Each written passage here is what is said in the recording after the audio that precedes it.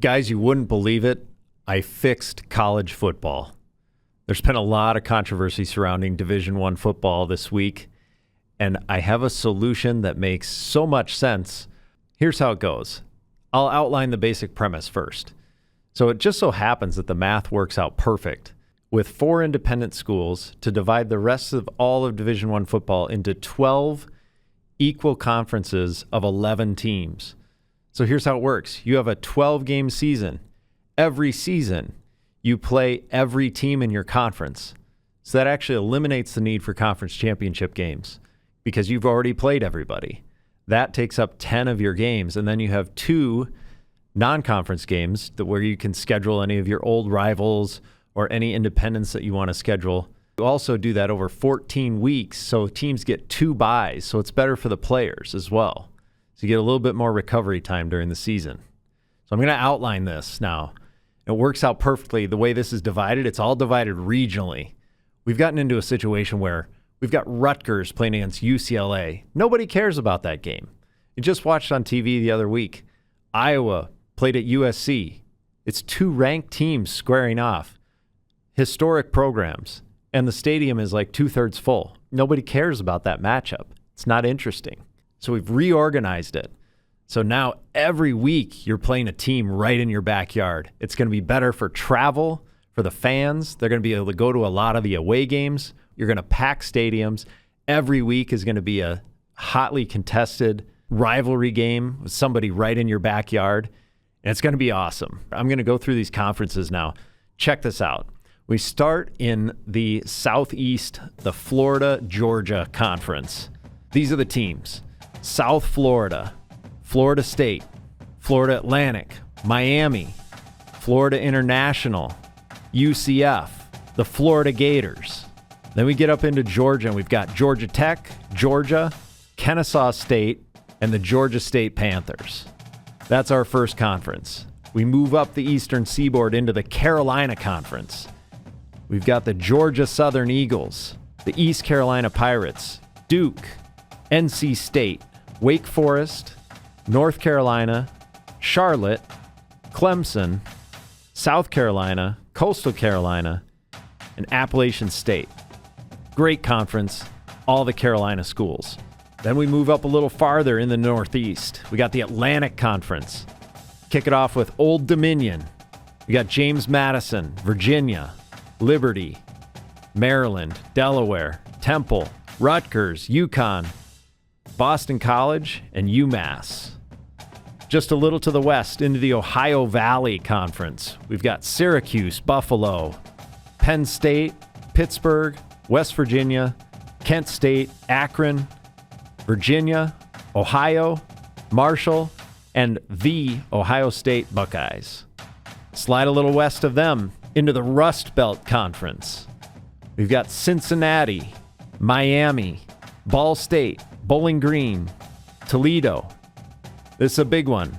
The Notre Dame Fighting Irish, Michigan, Eastern Michigan, Michigan State, Central Michigan, and Western Michigan, the Broncos. Go a little south from there, we've got the Moonshine Conference. This is where it gets fun. We've got the Tennessee Volunteers, Vanderbilt, Middle Tennessee, Western Kentucky, Kentucky Wildcats, Louisville, Alabama, UAB, Auburn, Troy, and Jacksonville State. Now, this is one of my favorite conferences right here, the Midwest Conference. Leading off, you've got the current number 1 team in the nation, the Indiana Hoosiers. Purdue, Northwestern, Illinois, Wisconsin, Iowa, Iowa State, Minnesota, Nebraska, and Missouri. Who doesn't love that conference? That is a battle every single week. Now we move south to my favorite conference name, the Gulf of America Conference. We've got Arkansas State, Ole Miss, Memphis, Mississippi State, South Alabama, Southern Miss, Tulane, LSU, the Louisiana Ragin' Cajuns, Louisiana Monroe, and Louisiana Tech round out the Gulf of America Conference. We move a little west of there. We've got the I-35 corridor in Texas. We've got North Texas, Texas State, Texas A&M, Baylor, TCU, SMU, Texas San Antonio, the Texas Longhorns, Rice, Houston, and Sam Houston Bearcats. Now, right smack dab in the middle of the country, we've got the Great Plains Conference. We've got Arkansas, Colorado, Colorado State, Wyoming, Missouri State, Tulsa, Oklahoma, Oklahoma State, Kansas, Kansas State, and Texas Tech out in Lubbock. All right, 2 to go. We move over to the Southwest Conference. We've got the USC Trojans, San Jose State, Fresno State, San Diego State, UCLA, Arizona, Arizona State, UNLV, New Mexico, New Mexico State, and University of Texas at El Paso, the Miners. Last but not least, the Northwest Conference. We've got the California Golden Bears, Stanford, Oregon, Oregon State. You maintain the Civil War. We got Washington, Washington State, Utah, Utah State, BYU, Nevada, and Boise State. So who's left over? The independents. We've got Hawaii, and we've got the military academies, Army, Navy, Air Force. They're all going to play each other every year. We're going to maintain those rivalries. They also get a week-long trip each out to Hawaii. That's the other interesting part about this, is Hawaii is going to have no road games. Everybody gets a chance to go to Hawaii.